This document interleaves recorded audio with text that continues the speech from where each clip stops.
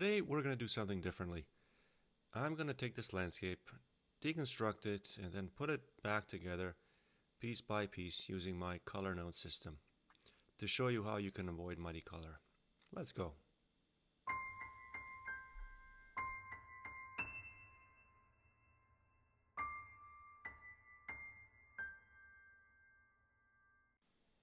Welcome to this week's video lesson. If you are new here, my name is Zorn and I'm a professional painter based in Oakville, Canada.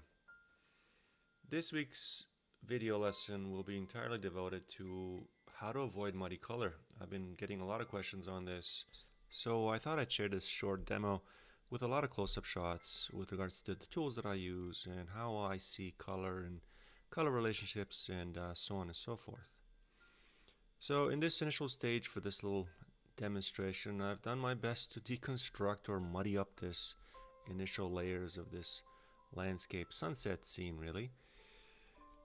But before we get too ahead of ourselves, let's first identify what is muddy color, and then we'll try to find a way to avoid muddy colors. So muddy colors occur or tend to occur when colors lose their vibrancy and appear dull, murky, or lifeless, and it's generally when too many pigments are mixed together in a somewhat uncontrolled way, whether it's subconsciously or it's just an inevitable path with oil paints that you end up getting too many colors on your palette mixed up, or on your brushes or palette knives that have this end result of paints being grayish or brownish, and it's a not intended result. There's a number of different causes, of course, as I said, using too many pigments, using an incorrect color temperature relationship as well could be one. It's a bit more complex and it gets into the weeds of warm and cool colors and how they interplay with one another, but as an example, you could for example mix an ultramarine blue, which is, some say warmer, somewhat cooler, I would say blue. You can mix it with another warm cadmium yellow, for example, which creates a vibrant green, whereas if that same exact ultramarine blue is mixed with a cooler yellow like a lemon yellow, that tends to create more of a duller, muted green. So there is that aspect of color relationships with regards to temperature, but I find with students the number one reason that mud occurs in their painting, unwanted mud, is contaminated brushes or even palette knives. If your brush is not cleaned properly between strokes, unintended color mixing occurs. This is just inevitable, and as you can see in this finished painting on the left, and as I'm applying colors, there's a lot of painting strokes to any painting. So cleaning your brush after virtually every stroke is very paramount. You could be working in the same family of color, like for example that yellow field there will have a whole lot of different color notes, as I call them. By the end of the video you'll see, but even there you still have to clean your brush after every stroke for the most part. Now the tool that I'm using there, I'll get to in a second, will kind of make that process much simpler. But the crux of it is oil painting, and I think one of the main reasons a lot of students quit is because of this reason. They can't control the medium, they don't understand it.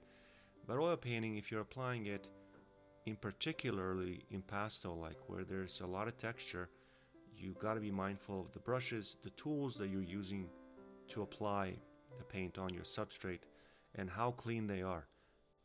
As an example, here I'm applying that background sunset warm yellow against that cool field background. So if I'm using, for example, one brush and I didn't clean this, the previous cool blues, you'll have essentially a relatively greenish background instead of the crisp yellow that I'm after essentially for that sunset there. So brushes, keep them clean if you are using them. I have a way around it, however. If you are at all familiar with the content here of mine on YouTube, you'll know that this tool that I'm showing you here, the silicone brush, it's made by a company called Princeton. I'll put the links down below for your reference. This tool essentially allows you to put these crisp little notes of color on your substrate, wipe it off with the rag. In my other hand I've got a rag.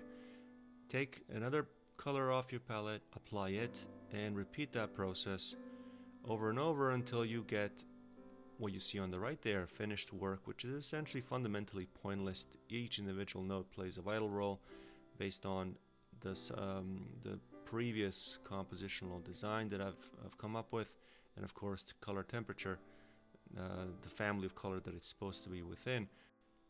This particular squeegee tool has two sides to it. It has on this one side that I'm applying color now, that's 1/8 inch long, and on the other side of that, so literally on the other side of the brush, it's about a 1/2 inch length. It's a silicone, as I said, but it kind of acts like a palette knife. All it really does is apply color, very flat and very chiseled with hard edges. So this video isn't about edges, but that is something that you should be mindful of as well. But the tool itself comes in various different sizes as well. If you're interested in trying them out, this, as I said, is a smaller one, and I've got them in all sorts of different sizes. They go up as high as, I believe, 2 inches. Don't quote me on it though. And of course, silicone tools, various different manufacturers go much larger than that. I mean, I used a squeegee, which is essentially just a silicone tool as well, slightly different, however, to deconstruct this painting initially, to make it muddy if you want, prior to putting down all these little strokes of color. So this silicone tool, other silicone tools, palette knives, they can be cleaned much quicker as opposed to using solvent or oil to clean brushes, and that way you don't have to clean brushes afterwards, and I'm not sure if anybody likes that process. Now, if you, as I said, are familiar with my content here or outside of here, you know that this isn't indicative of my actual painting process or style. This is a video that I put out as an extreme example of how you can achieve crisp color using this just one tool. I mean, I'm using this one small silicone brush to apply these little small notes of cools and warms to create this scene that your eye essentially mixes all these colors optically for this effect, impressionistic effect of this cute little painting. Now for this particular demo, I did just use this one small squeegee tool and paint straight out of the tube, but not using any medium for this. You can, however, use an impasto medium if you do like these thick, juicy strokes of color yourself. Cold wax medium is always phenomenal. I've done a few videos on it, and likely we'll do another one next week using cold wax. But just a basic impasto medium as well if you don't find the viscosity of paint out of the tube to your liking. If you do find this way of paint application interesting, I'll leave you with a few tips here, best practice tips. Firstly, hold the brush farther back. This allows for more expressive and natural strokes. You can vary the pressure, so light pressure creates delicate marks while heavier pressure deposits more pigment.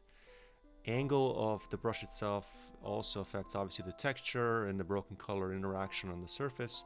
And lastly, always avoid over blending. I'm curious to hear what you think of this process and whether you find it intriguing. Or, of course, if I haven't covered something, please comment down below with your questions. For now, let's see what we've created.